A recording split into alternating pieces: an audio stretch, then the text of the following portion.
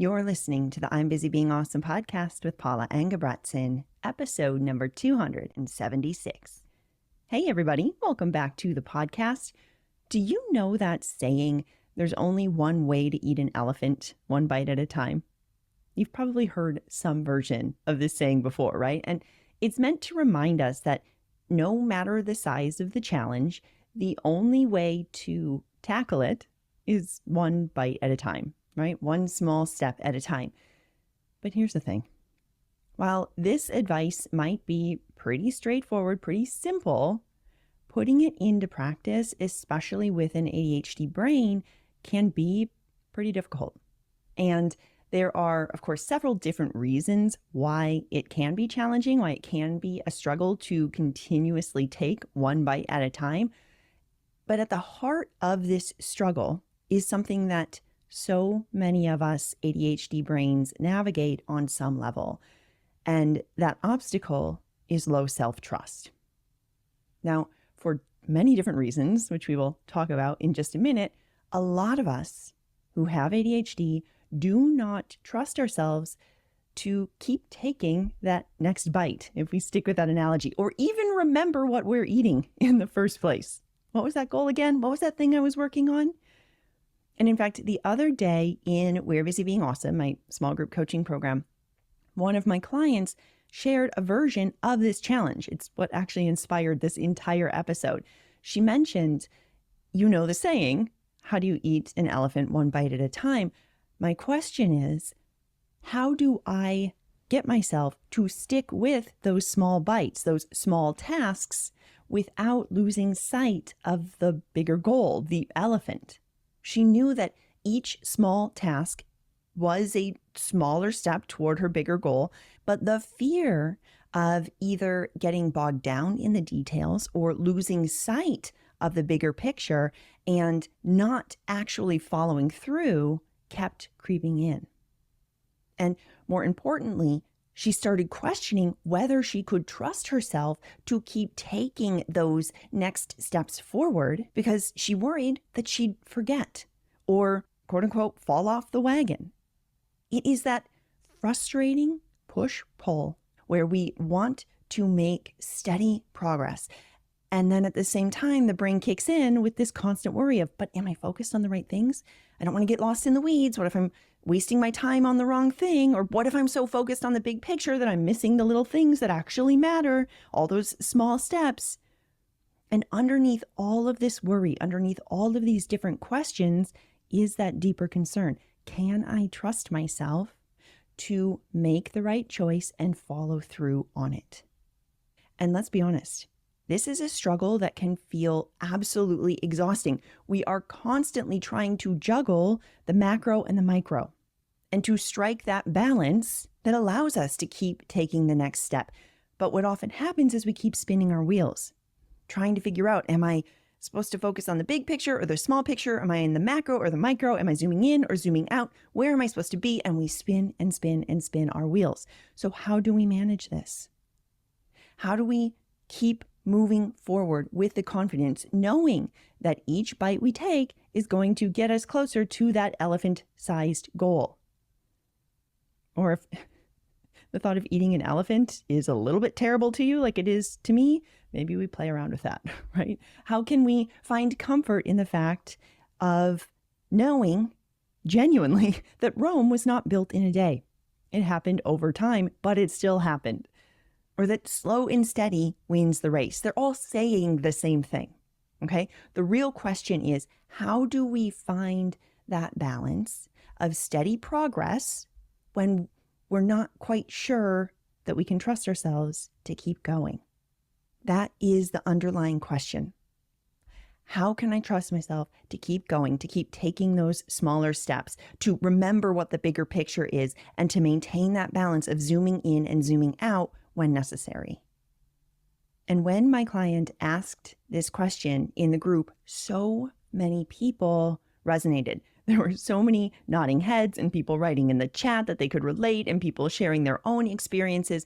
So I knew, okay, clearly this is a very relatable area. Let's do a podcast topic on it. So today, as we dive into this question, I'd love to start by looking at why self-trust is such a struggle for so many of us with ADHD brains, okay? And we're going to break it down into what I see most often as three key reasons.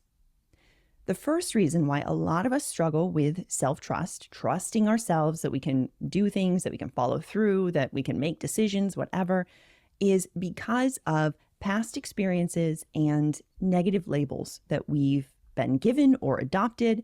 Many of us with ADHD have accumulated a lifetime of different experiences where we've been labeled as unreliable or flaky or inconsistent. And we've gotten these labels by other people. We've given them to ourselves.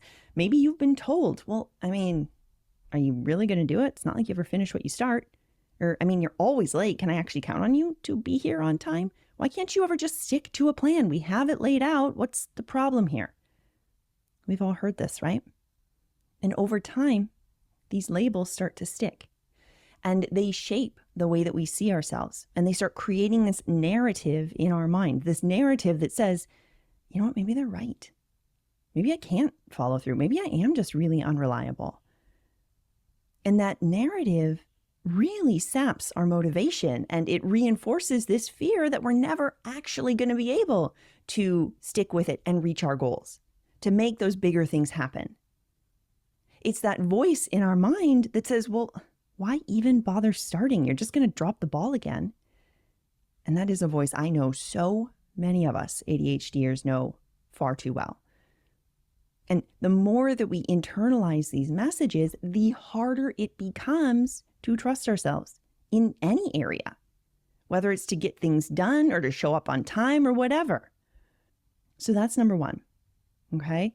These stories that we've adopted, these labels that we've adopted can really keep us stuck and not trusting ourselves. The second area is a fear of failure and the impact of perfectionism, okay? So a big challenge for self-trust is this fear of failure, which again is often driven by perfectionism. So when you are afraid of making a mistake, it becomes quite easy to second guess every decision you're making, to hesitate every action you want to take, or just to avoid doing the task altogether. Perfectionism tells us in different iterations, if you don't do something perfectly, don't do it. We've all heard that saying, if you can't do something right, don't do it at all. That's not a super helpful thought for an ADHD brain, because this mindset undermines our self-trust because it creates this impossible standard, which makes it difficult to believe that we can follow through successfully at any time, because we tend to keep moving that bar higher and higher. Can't do it right, don't do it at all. Well, doing it quote unquote right keeps changing. So we can never do it right. So we might as well not bother. And over time, that fear and the perfectionism can really erode our confidence and make it even harder to trust ourselves, because we might generate the motivation and the commitment to start, but then the fear and perfectionism get in the way and we stop. And we have a hard time maintaining that trust that we can follow through even on the smaller things, let alone the big things. And then the third area is an irregular pattern of following through. So the nature of ADHD often includes this challenge with regular follow through. We talk about this all the time on the podcast. How do we actually stick with and follow through on things? I believe we talked about it most recently in my 2-part episode, 268 and 269, on ADHD and being consistent. And this struggle with follow through can, again, keep chipping away at our self-trust if we aren't aware of it, if we're not intentionally coaching our brains. Because, maybe you've started a project, maybe you've started countless projects with a whole bunch of enthusiasm, this is me, only to lose interest or get distracted before we complete them. And each time that this happens, it reinforces that belief, well, guess I can't trust myself. And this quote unquote inconsistency, whether it's real or perceived, whatever, it makes it, again, much harder to trust ourselves, that we will be able to handle future tasks or goals or projects. And it reinforces that cycle of avoidance and self-doubt. And with that in mind, I invite you to pause for a minute and think about your own situation, where you are at in this current season. Do you notice any of these three obstacles coming up for you in regard to challenging your self-trust? Are you often using those past negative labels, telling yourself that you're flaky or somebody else has told you you're unreliable or you never show up on time? Are you using those past stories against yourself today? Is there a fear of failure or perfectionism that's holding you back? Do you believe that these past experiences of quote unquote inconsistent follow through indicate what's going to come in the future? I invite you to start noticing when this comes up most often for you. Okay? That's where we want to first dig in and start putting in supports and strategies and start coaching our brains to shift that belief. Okay? So my first step here is for us to notice which one of these obstacles or which ones tend to show up most often for you in challenging your self-trust. Maybe it's one of them, maybe it's all of them, maybe it's a combination. Start noticing for yourself. When does it show up? And does it show up more often in your personal life or your work life or in relationships? Where do you notice it most often? Because here's the deal. This lack of self-trust does not just show up and impact our ability to take on big projects. It seeps into nearly every area of our life. In our relationships, in the small everyday tasks, it shows up everywhere. You might notice yourself second guessing even tiny decisions of what you want to eat that day, or putting off tasks because you're afraid you're not going to do them quote unquote right. And the more that we hesitate, the more that we reinforce that self-doubt. But here's what you need to know. This lack of self-trust, it's not a reflection of your abilities. Okay? It's not a factual representation of your true ability or what you can do. It is a learned response that's often been built up over years of internalizing other people's judgments or your own harsh self-criticism, or both. And the good news here is that just as it was learned, it can also be unlearned. Rebuilding self-trust can happen. It is a process, but it can absolutely happen. And it starts with these small intentional steps. It's about showing yourself little by little that you can follow through, that you are reliable, that you do have the ability to achieve those goals. This isn't about perfectionism. It's about progress. It's about recognizing, you know what? I'm a human. And part of being human is making mistakes. But also, every step forward, no matter how seemingly small my brain thinks it is a win, is a victory. So with that in mind, let's actually talk about some super practical, actionable ways that you can begin rebuilding and developing that self-trust. Because when you start trusting yourself more, you'll find that it becomes so much easier to manage both the small everyday tasks as well as the bigger goals. You'll start to feel so much more confident in your decisions, more motivated to take action, and more resilient in the face of obstacles and challenges. So let's dive into some strategies. Let's talk about how we can start laying that foundation for a stronger sense of self-trust. The first strategy that I suggest doing is identifying in the areas in your life where you already do trust yourself. I really want to reinforce here that self-trust isn't something that you either have or don't have, okay? It's something that exists in everybody to varying degrees, and varying degrees in your own life at different times and in different areas. So I first invite you to begin identifying the areas in your life currently where you already do trust yourself. Now, your brain may see some of these areas and be like, that doesn't even count. That is so small. You can't count that. Nope, you can count that. Okay? So this could be something as small as trusting yourself to pour a cup of coffee in the morning. 90% of the time, you can pour a cup of coffee without spilling it. You trust yourself to do that. Or knowing that you'll pick up your child from school, or you will feed your dog in the morning, okay? Start identifying those areas where you do trust yourself. The key here is to start acknowledging these areas, even when your brain tries to minimize them or tell you they don't count. They absolutely do count. Each of these areas acts as a piece of evidence of reliability. They are these building blocks that we're putting in place to build up the self-trust, and they are proof that you are capable of following through on the things that you want to do. So it's so important to give yourself that credit for these everyday successes because they're so much more significant than they may seem at first.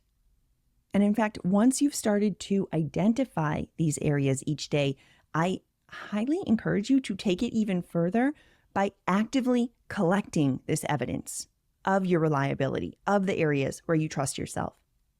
Start making a list of these examples, both big and small, where you trust yourself. Write them down. This list then begins to serve as tangible evidence that you can trust yourself, that you do follow through. And again, this is reinforcing that foundation for expanding the self-trust into other areas of your life. The more you build belief that you are reliable and you can count on yourself.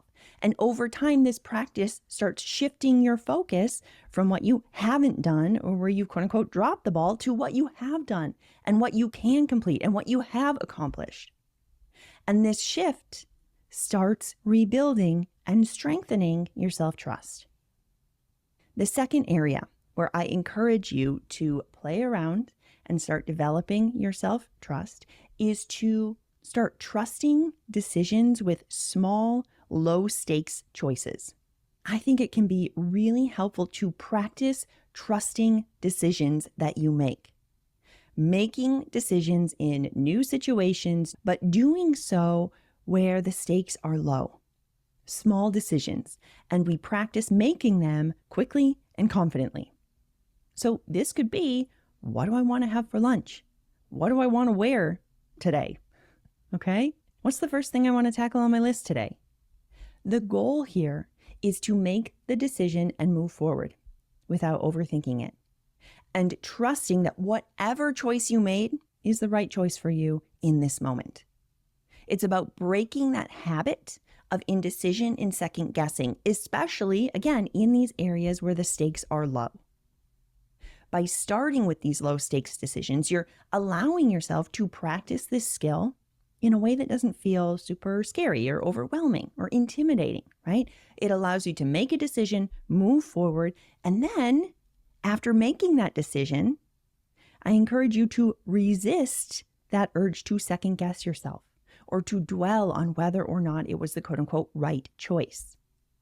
Instead, we want to follow through on that decision, pay attention to how well it turns out, because more often than not, you're going to find that everything works out just fine. And it will further reinforce the idea that, oh, wait, hold on. Turns out I can trust my judgment. I can trust myself. And over time, you're going to see that these decisions you make, as they continually turn out well, will help further build your confidence in your ability to make good choices. And once again, this growing confidence strengthens your overall sense of self-trust, making it easier to make decisions in other areas of your life without getting stuck in that analysis paralysis and needing to check in with all the different people first.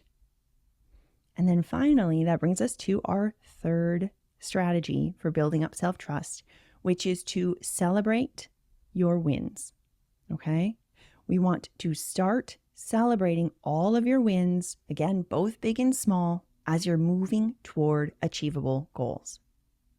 So with this growing sense of self-trust, it's time to start setting these small, manageable tasks that are more or less easy to complete.